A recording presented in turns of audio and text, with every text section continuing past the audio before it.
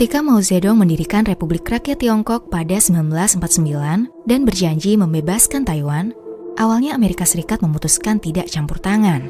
Baru setelah invasi Korea Selatan pada 1950, pemerintahan Harry S. Truman mulai mengakui nilai strategis Taiwan.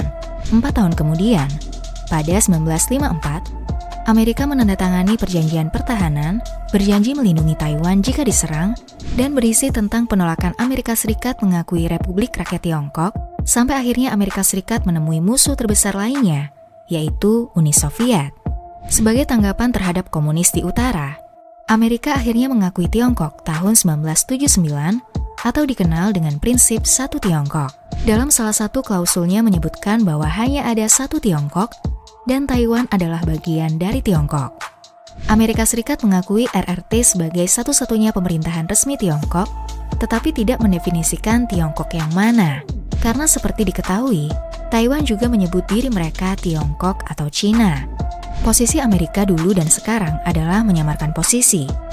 Amerika Serikat dapat berargumen bahwa itu untuk memenuhi kewajibannya, sementara Tiongkok dapat berargumen bahwa Amerika Serikat sepenuhnya mengakui posisinya. Kenyataannya, tidak ada hasil yang dapat menyelesaikan masalah dari kesepakatan Tiongkok dan Amerika Serikat tahun 1979 tersebut. Beberapa kesalahan pemilihan bahasa ditemukan dalam dokumen kesepakatan Amerika dan Tiongkok yang menyebabkan salah tafsir bagi kedua pihak. Misalnya, prinsip satu Tiongkok atau One China Principle adalah istilah yang menjelaskan bahwa Taiwan bagian dari Tiongkok. Tidak memiliki arti yang sama dengan kebijakan satu Tiongkok atau One China Policies. Setiap negara memiliki arti yang berbeda bagi istilah tersebut. Ketika Tiongkok menuduh negara lain melanggar prinsip satu Tiongkok, artinya Tiongkok tidak setuju dengan tindakan atau keputusan negara tertuduh, bukan karena memang melanggar perjanjian. Menurut Amerika, ia tidak mematuhi prinsip tapi menerapkan kebijakan satu Tiongkok yang tidak pernah berubah selama 40 tahun ini. Amerika kemudian mengakhiri perjanjian pertahanan dengan Taiwan dan menggantinya dengan Undang-Undang Hubungan Taiwan atau Taiwan Relation Act. TRA ini dirancang untuk merebut kembali Taiwan dengan memberi bantuan senjata yang dibutuhkan untuk mempertahankan diri. Tahun 1990-an, Taiwan bertransisi dari pemerintahan otoriter menjadi salah satu negara demokrasi terkuat dan bersemangat di dunia saat ini. Prosesnya tidak mudah dan tidak mulus. Saat ini status masa depan Taiwan masih menjadi isu utama yang memecah belah beberapa pihak. Ibaratkan ada dua pihak, kiri dan kanan. Pihak kiri adalah pihak yang menyukai hubungan ekonomi dengan Tiongkok, dan termasuk di dalamnya adalah Partai Kuomintang atau KMT. Di sisi kanan, dipimpin oleh Partai Progresif Demokratik atau DPP. Pihak kanan menganggap perdagangan dengan Tiongkok sebagai ketergantungan, berbahaya jika mengarah pada pemaksaan ekonomi. Pihak ini lebih memilih istilah Taiwan daripada Republik Rakyat Tiongkok. Baik pihak kanan dan kiri menyepakati, mempertahankan status quo adalah strategi jangka pendek terbaik, dan tidak ada pihak yang menganjurkan penyatuan kedua negara maupun kemerdekaan. Partai kanan berpendapat, Taiwan sudah menjadi negara merdeka dan berdaulat, jadi tidak ada alasan untuk mendeklarasikan kemerdekaan. Survei yang ditujukan kepada publik Taiwan tentang status quo menunjukkan hasil 28% memilih untuk memerdekakan diri di kemudian hari, 27% memilih mempertahankan status quo hingga waktu yang tak terbatas, dan 25% memilih untuk mempertahankan status quo dan bersiap untuk memerdekakan diri.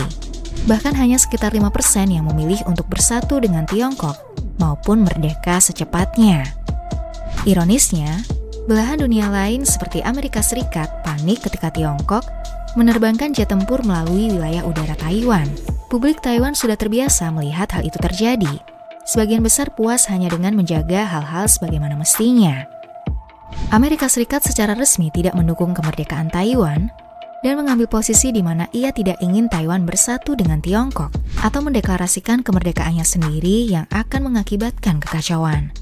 Ketika Presiden Taiwan mengusulkan referendum publik tentang kemerdekaan tahun 2003, Amerika terjebak dalam posisi yang sulit. Di satu sisi Amerika tidak mendukung sesuatu yang ia anggap permusuhan yang berbahaya. Di sisi yang lain ia tidak ingin secara terbuka menentang proses hukum yang demokratis. Sebaliknya, Amerika secara tidak langsung menegaskan kembali bahwa ia tidak mendukung kemerdekaan dengan mengatakan Presiden Taiwan sudah melampaui batas. Sejak saat itu, pejabat Taiwan berusaha keras membuktikan bahwa mereka tidak merencanakan kekacauan di kawasan. Tahun 2018, Presiden Tsai Ing-wen tetap teguh pada referendum kemerdekaan. Ia menyerukan agar merubah nama Olimpiade Cina Taipei menjadi Olimpiade Taiwan. Sementara Taiwan dan Amerika Serikat mendukung status quo. Semua orang setuju bahwa hal tersebut tidak dapat dipertahankan dalam jangka panjang. Salah satu garis merah yang dikatakan Tiongkok, bahwa akan memicu peperangan jika Taiwan menolak berdiskusi tentang kemungkinan unifikasi, sangat penting mempertahankan status quo yang damai untuk saat ini. Namun, segalanya memerlukan perubahan. Bagi publik Taiwan, jawabannya sudah jelas. Mereka menginginkan kemerdekaan. Survei berdasarkan usia, generasi muda Taiwan merasakan perbedaan dengan budaya Tiongkok. Gerakan Bunga Matahari 2014 menunjukkan betapa gigihnya generasi muda Taiwan. Namun, hari demi hari militer dan ekonomi Tiongkok menjadi semakin kuat. Mungkin Tiongkok percaya bahwa waktu berpihak kepadanya, meski keseimbangan kekuatan akan berubah sesuai dengan keinginan dan tujuannya.